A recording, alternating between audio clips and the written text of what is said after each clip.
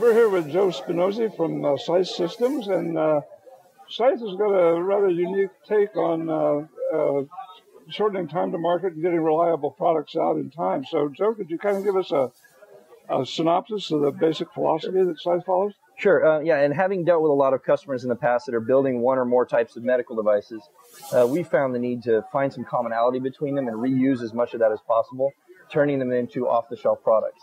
So if we've dealt with 3 or 4 different products that had a pH sensor or a peristaltic pump, we've made reusable software and hardware modules that will help us more quickly integrate pH sensors and peristaltic pumps in future applications.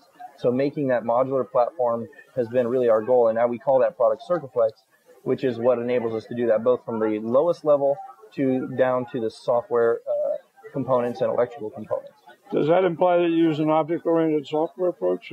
We can. It's not really the most important requirement, but what we have then is for each module, we have a certain group of software code that then adapts itself to which modules are plugged in, what I/O is necessary, and then we code the algorithm in the background. That's the part that's custom. So we have used object-oriented, but that's not really the key principle. Okay. But how much of the pre-design work can you take care of in what relative time with this approach? That's a good question. We've got an example that we're showing here of a medical instrument sterilizer. The idea is it's an existing product with something like a dishwasher, but they wanted to add to the requirements of it to make it do sterilizing industrial or medical equipment. Mm-hmm. So we needed to take the existing pumps and valves and pressure sensors that they had and integrate that into our system. So we gave them a new control system, all the I/O required, and we're able to get it doing the basic functions in about 6 days. Then we went on to their extended functions like recording data and behaving under certain recipes of sterilization, and that took a little bit longer, but it was the first prototypes were out the door within a month. So the real value added, though, was the part that's unique to the medical application. And that was what maybe you spent a little bit more time on, but you had that due to the savings. That's it. In fact, turning on pumps and valves really isn't all that difficult. That's the sort of thing we say that you shouldn't spend a lot of time and energy working on. Let's get that out of the way. Then we work on what's unique about the device, which is really their rinsing and sterilization technique that was unique.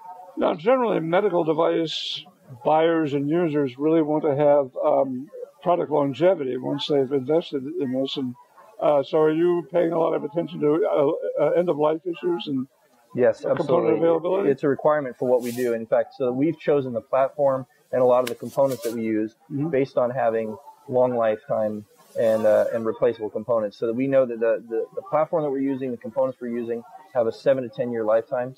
Okay. And we make sure that when we source new components for custom applications, that we observe the same requirement.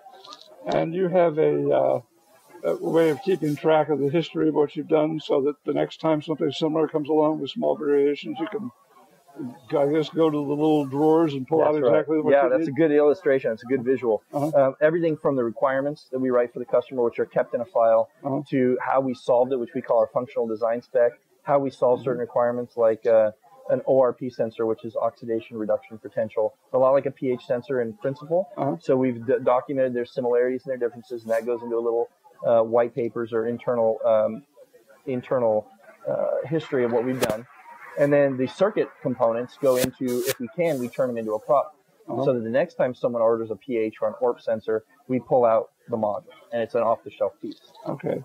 Do you find that the COM approach is a helpful aspect of this, or is Can you explain it a little bit more? Computer on module where you have... yes, good point. Yes. So oftentimes we need to be able to do, the peripherals of what a control system would do, which is anything from storing data to a hard drive or accessing the internet. And some real-time components, that's a bit of a challenge for them. So we do integrate a PC in some cases, which might be, the operating system doesn't much matter, but it could be Windows or Android. But we extend it into single-board computers and computers on a module, because we need to get something as small or smaller that doesn't end up being a full-size laptop or computer inside the instruments that we're building. Okay. So you're constrained also, or you also have to pay close attention to the form factors and packaging and the types of materials that are used in medical settings as well. Yeah, now, in general, we let the customer drive that discussion, but we have to be able to answer how we're going to source parts and what they're built in and how they're made, so that, for example, it's going to be used in a clean room. There's certain components we don't want to be using, and we're aware of those. So we make sure that the components that we're choosing are pre-certified and thought out to be in those applications. Okay, well, Joe, thank you very much. Nice Very to work with you interesting today. approach you've got. Thank you very much.